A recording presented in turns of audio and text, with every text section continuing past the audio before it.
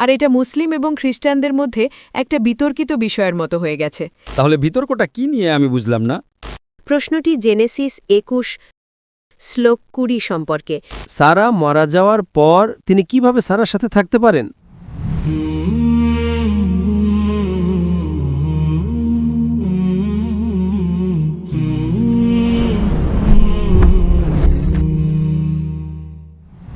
আসসালামু আলাইকুম doctor, Indonesia মালাঙে স্বাগতম। আমি দুদিন আগে থেকে আপনাকে সোলোতে অনুসরণ করছি, কিন্তু আমার মনে আজ সকালে এই বিষয়টি এলো। হঠাৎ আমার মনে হলো আমি জেনেসিস 21 সম্পর্কে একটি প্রশ্ন করতে চাই, ইসমাইল সম্পর্কে। আপনার প্রশ্নটি কি আর আপনার নাম? আমার নাম ইনতান এবং আমি একজন ফ্লাইট অ্যাটেন্ডেন্ট। এই বিষয়টি বিতর্কিত বিষয়গুলোর মধ্যে একটি হয়ে উঠেছে খ্রিস্টান ও মুসলিমদের মধ্যে, আর আমি ইতিমধ্যে এটা সম্পর্কে ডন্ডিককে জিজ্ঞাসা করেছি, কিন্তু আমার মনে হয় হয়তো আপনার কাছে একটা ভিন্ন উত্তর আছে। প্রশ্নটি জেনেসিস 21 শ্লোক 20 সম্পর্কে, কিন্তু আমি মাত্রই ইংরাজি ভার্সানে চেক করলাম।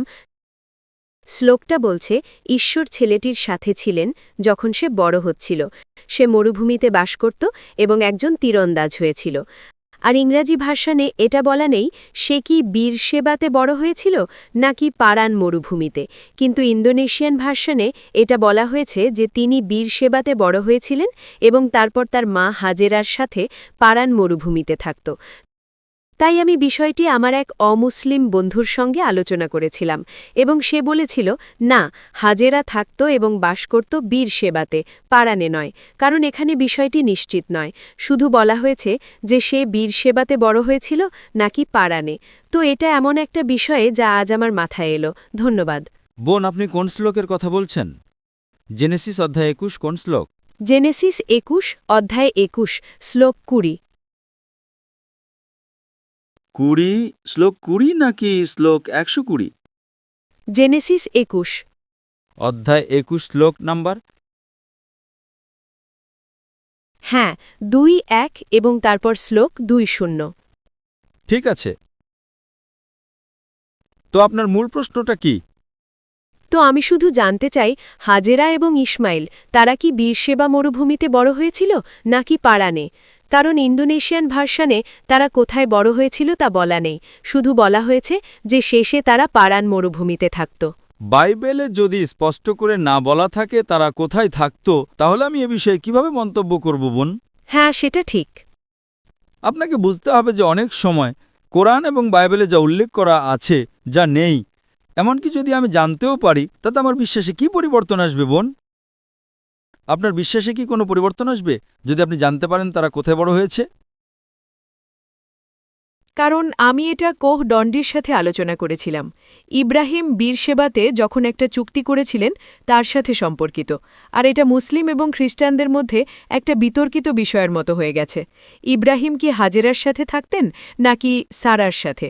কারণ আপনি জানতে চান যে উনি কার সাথে থাকতেন, হাজেরা নাকি সারা? হ্যাঁ, আমি যে ভার্সনটা পেয়েছি সারা হচ্ছে সে, তো সে মারা গিয়েছিল অন্য একটা শহরে। এটা কি হেব্রন? আমি নিশ্চিত নই। এটা খ্রিস্টান এবং মুসলিমদের মধ্যে বিতর্কের মতো হয়ে গেছে। না, ইব্রাহিম আলাইসাল্লামের দুজনেই স্ত্রী ছিলেন, হাজেরা এবং সারা দুজনেই স্ত্রী ছিলেন। সারাও একজন স্ত্রী এবং হাজেরাও একজন স্ত্রী। তাহলে বিতর্কটা কি নিয়ে আমি বুঝলাম না। কারণ খ্রিস্টান ধর্মে আমরা সবসময় ভাবতাম যে ইব্রাহিম সারার সাথে থাকতেন, কিন্তু ডন্ডি আমাকে বলেছিলেন যে যেহেতু ইব্রাহিম বীরশেবাতে চুক্তি করেছিলেন, যদি হাজেরা এবং ইসমাইল বীরশেবাতে বড় হয়ে থাকেন এবং বাস করেন, তাহলে এর মানে ইব্রাহিম হাজেরার সাথে একসাথে থাকতেন, সারার সাথে নয়। আর এটা হয়ে গেছে অনেকটা। এটা নির্ভর করছে, শুরুতে অবশ্যই প্রথম স্ত্রী ছিলেন সারা, তাই জীবনে প্রথমাংশ তিনি সারার সাথে থাকতেন। হাজেরাকে বিয়ে করার পর তিনি হাজেরার সাথেও থাকতেন। এখানে পার্থক্যটা কি আমি বুঝতে পারছি না। তিনি শুরুতে সারার সাথে থাকতেন, পরে তিনি হাজেরাকে বিয়ে করেন, ঠিক? হ্যাঁ, তিনি হাজেরার সাথেও থাকতেন, তারপর তিনি হাজেরাকে মক্কায় রেখে আসেন, তারপর তাকে রেখে আসেন। তাই জীবনের বিভিন্ন সময়ে তিনি বিভিন্ন মানুষের সাথে থাকতেন। তো সমস্যাটা কোথায়? তার জীবনের বিভিন্ন সময়ে তিনি ভিন্ন ভিন্ন স্ত্রীর সঙ্গে থাকতেন। কারণ আমি বাইবেলের ভার্সনটা পেয়েছি। দুঃখিত, হ্যাঁ। আমি বাইবেলের ভার্সন পেয়েছি। সারা মারা গিয়েছিলেন এবং ছিল হেব্রনে, কানানের কাছে। তো আমাদেরকে বলা হয়েছে যে কোডন্ডির মতে আসলে ইব্রাহিম হাজেরার সাথে থাকতেন, সারার সাথে নয়। শুধু এটা জানতে চাই। সারা মারা যাওয়ার পর তিনি কিভাবে সারার সাথে থাকতে পারেন? সরি? সারা মারা যাওয়ার পর তিনি কিভাবে সারার সাথে থাকতে পারেন?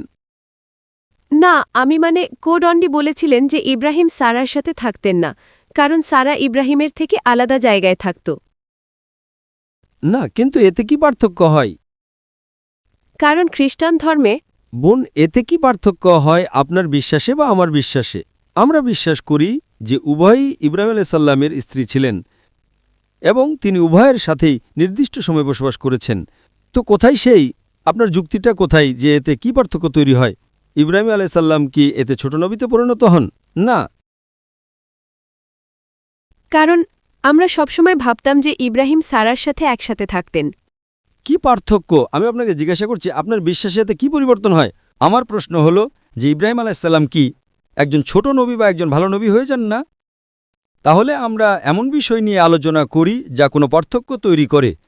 যেমন কেউ আমাকে জিজ্ঞাসা করল মুসা আলাইসাল্লামের মায়ের নাম কি ছিল, এখন আমি এটার উপর গবেষণা করব? এতে আমার কি পার্থক্য হবে?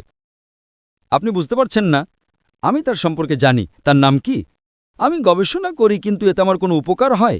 কিছু গবেষণা বিশ্বাসকে শক্ত করে আর কিছু গবেষণা কেবল একাডেমিক। আমি একজন দায়ী। আমি গবেষণা করি যা আমাকে দাওয়া প্রদানে সাহায্য করে, ঠিক? হ্যাঁ।